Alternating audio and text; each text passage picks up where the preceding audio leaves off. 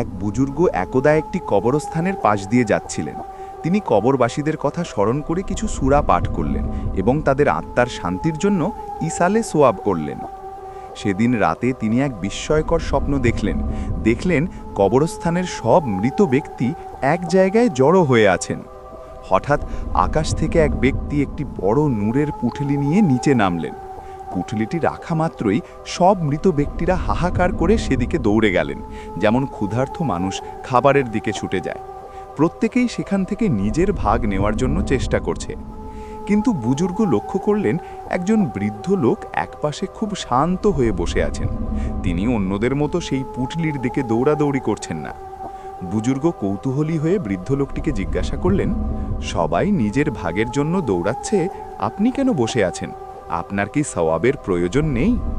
বৃদ্ধ মুচকি হেসে বললেন, প্রয়োজন তো অবশ্যই আছে বাবা, কিন্তু আলহামদুলিল্লাহ আমার একজন কলিজার টুকরো সন্তান আছে। তাকে আমি পবিত্র কুরআনের হাফেজ বানিয়েছি। সে প্রতিদিন দোকানে বসে কুরআন তেলাওয়াত করে আর সেই সওয়াব আমার কবরে পাঠায়।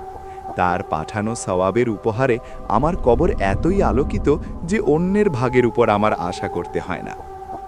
পরদিন সকালে বুজুর্গ সেই নির্দিষ্ট ঠিকানায় গেলেন। গিয়ে দেখলেন সত্যিই এক যুবক দোকানে বসে আছে।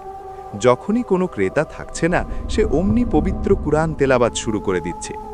বুজুর্গ বুঝতে পারলেন এই সন্তানের আমলই তার বাবার কবরের শান্তির মাধ্যম হয়ে আছে। সন্তানকে দিনদার বানানো বাবা মায়ের জন্য পরকালের সবচেয়ে বড় ইনভেস্টমেন্ট। জীবিতদের পক্ষ থেকে দোয়া বা দান সাদকা মৃত ব্যক্তিদের কবরে বিশাল আরাম ও শান্তির মাধ্যম হয়। মানুষ মারা গেলেও তার নেক সন্তানের আমলনামা থেকে বাবা মা সওয়াব পেতে থাকেন। রাসূলুল্লাহ সাল্লাল্লাহু আলাইহি ওয়াসাল্লাম বলেন, মানুষ যখন মৃত্যুবরণ করে তখন তার সমস্ত আমল বন্ধ হয়ে যায়, তিনটি মাধ্যম ছাড়া। 1. সাদকায়ে জারিয়া বা চলমান দান। 2. এমন জ্ঞান যার দ্বারা মানুষ উপকৃত হয়। আর 3. এমন নেক সন্তান যে তার জন্য দোয়া করে। সহিহ মুসলিম। সূত্র খুতুবতে ফকির জুলফিকার আহমদ নকশবন্দি রাহিমাহুল্লাহ। জানি না আপনারা সবাই কেমন আছেন, কিন্তু আশা করি আল্লাহর রহমতে সবাই ভালো আছেন। আমার এই ভিডিওটি যদি ভালো লাগে তাহলে অবশ্যই আমার চ্যানেলটি সাবস্ক্রাইব করবেন ইনশাআল্লাহ। আর ভিডিওটা কেমন হয়েছে তা অবশ্যই কমেন্ট করতে ভুলবেন না। তাই ততক্ষণ নিজের খেয়াল রাখবেন। আল্লাহ হাফেজ। আবার দেখা হবে অন্য একটি ভিডিওতে।